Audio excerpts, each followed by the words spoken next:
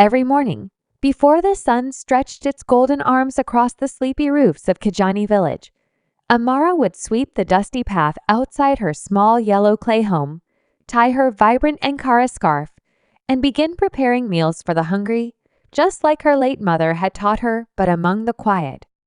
line of the needy. There was always one man who stood out, a crippled, rail-thin elder in a rusted wheelchair with eyes that gleamed like forgotten stars, silent yet grateful, never asking for more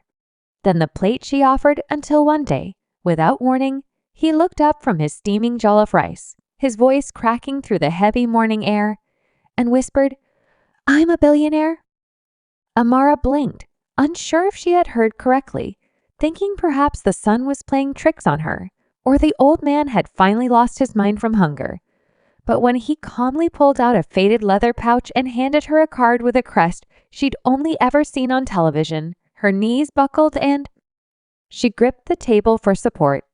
For on that card was the name Chukwuma Adeyemi, the same name that headlined every major African business award for decades, the oil tycoon and philanthropist who disappeared without a trace after a tragic fire at his Lagos mansion 15 years ago. Confused and trembling, Amara asked him why he had been living as a beggar, why he had hidden his identity in her humble village,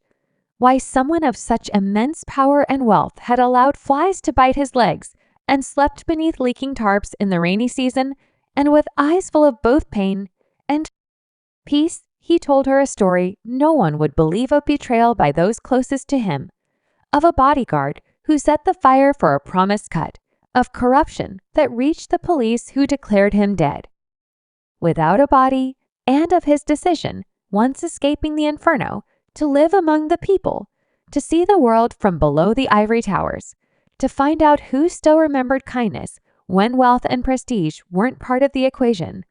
He said he had been to villages where dogs were fed before children, cities where he slept on marble steps, yet was never offered a hand, towns where politicians threw crumbs during election season and vanished like ghosts thereafter. But in Amara, he saw something different, a heart unclouded by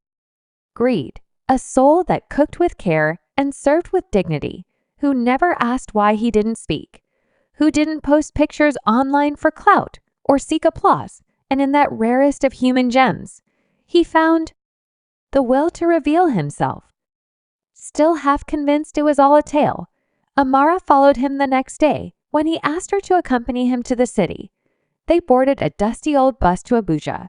and when they arrived, he led her to a gated estate guarded by men in suits who froze upon seeing him, then fell to their knees in disbelief. The air buzzed as word spread like wildfire, and in hours, media vans, helicopters, and teary former associates crowded the gates, weeping and apologizing and begging for forgiveness. But Chukwuma simply turned to Amara and said, "Come, let me show you what you've done," and within a week, lawyers signed documents transferring partial ownership of his companies to a foundation in her name, the Amara Trust, dedicated to building schools, feeding programs, and medical centers in rural areas, with her appointed as chairwoman. Amara's world flipped upside down. She went from being a village girl with a dented cooking pot to sitting in boardrooms with world leaders, from feeding 10 mouths a day to feeding 10,000, from being unknown to becoming a national symbol of compassion. And yet, she never stopped cooking, never.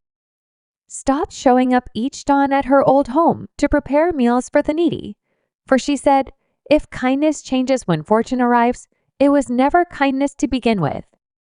Chukwuma, now restored and celebrated, refused to return fully to his old life, instead choosing to live quietly in the village near her home, occasionally advising from afar, but mostly watching Amara as she healed wounds deeper than poverty wounds of forgotten humanity. Years later, when asked at a global summit what made him finally speak after 15 years in silence, Chukwuma chuckled and said, "Because the richest thing I ever tasted wasn't money, it was her rice." And the crowd, powerful and polished, stood in applause, but Amara just smiled, returned to her kitchen, and stirred another pot, For she knew the true wealth in life wasn't gold or oil or grand speeches, but the quiet act of feeding one soul again and again until one day that soul looked up and reminded the world what it means to truly see someone